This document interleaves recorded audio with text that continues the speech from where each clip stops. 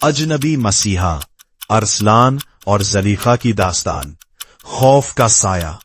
लाहौर के पुरहुजूम railway station पर रात के पिछले पहर अरसलान एक बेंच पर दबका बैठा था।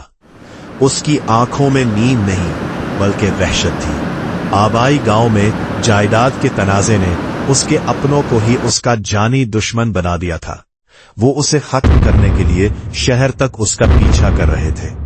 जब ट्रेन आई तो अरसलान ने देखा कि उसके मुखालिफिन प्लेटफॉर्म पर मौजूद है। वो बड़ी चालाकी से इंजन के करीब वाले डब्बे में छुप गया और मुल्तान पहुंचकर रेलवे वेटिंग रूम में पनाह ली। गैर मुतवक्के मुलाकात।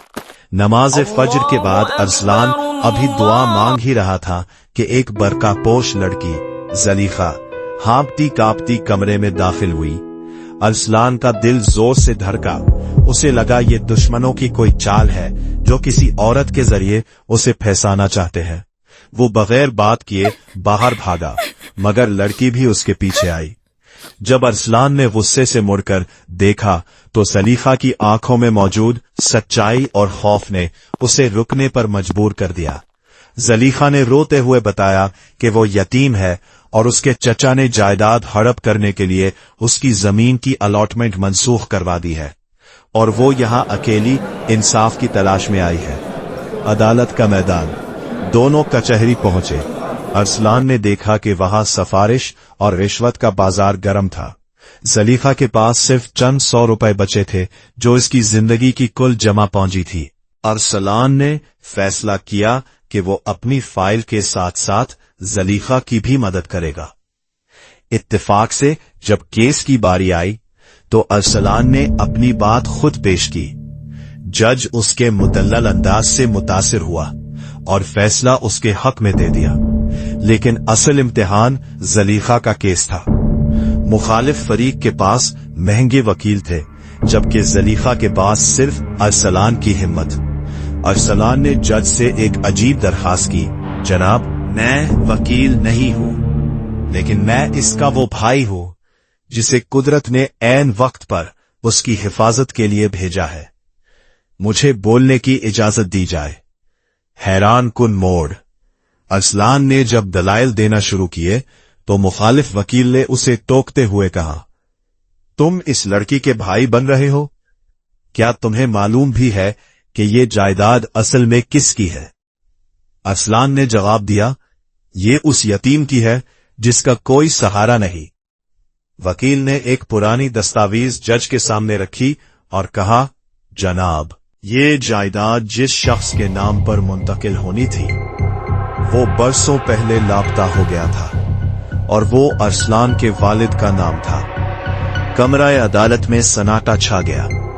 पता चला कि अरसलान के वालिद और जलीखा के वालिद दरअसल बचपन के बिछड़े हुए सुतेले भाई थे जिनके दरमियान जायदाद तकसीम होनी थी। अरसलान जिस लड़की को अजनबी समझकर मदद कर रहा था वो रिश्ते में उसकी अपनी कजन निकल आई। वो दुश्मन जो अरसलान का पीछा कर रहे थे वो दरअसल इसी जायदाद के मुश्तरका दुश्मन थे जो दोनों को एक दूसरे से दूर रखना चाहते थे ताकि अकेला पाकर खत्म कर सके। कामयाबी और तशक्कुर। जज ने तमाम शवाहिद देखने के बाद जमीन का फैसला उनके हक में कर दिया। कचहरी से बाहर निकलते ही जलीखा की बूढ़ी मां ने अरसलान के सर पर हाथ रखा। अरसलान को महसूस हुआ कि उसके वालिदैन की दुआओं ने उसे न सिर्फ जमीन दिलाई बल्कि उसे एक बिछड़ा हुआ खानदान भी दे दिया। इसी वक्त एक मुकामी जमींदार ने आकर इस बंजर जमीन को ठेके पर लेने की पेशकश की और एडवांस के तौर पर एक खतीर रकम थमा दी। अरसलान जो सुबह तक जान बचाने के लिए छुप रहा था अब एक मुहाफिज और एक कामयाब वारिस बनकर अपने घर की तरफ रवाना हुआ। हासिले कलाम। नीयत की सफाई। जब आप किसी की बेलोस मदद करते हैं तो अल्लाह गैब से आपके रास्ते खोल देता है। खून का रिश्ता। बाज़ औक़ात इंसानियत के नाते की जाने वाली मदद आपको अपने ही बिछड़े हुए रिश्तों से मिला देती है। जुल्म का अंजाम। हक की फतह देर से ही सही मगर यकीनी होती है, بشرطیکہ انسان ہمت نہ ہارے۔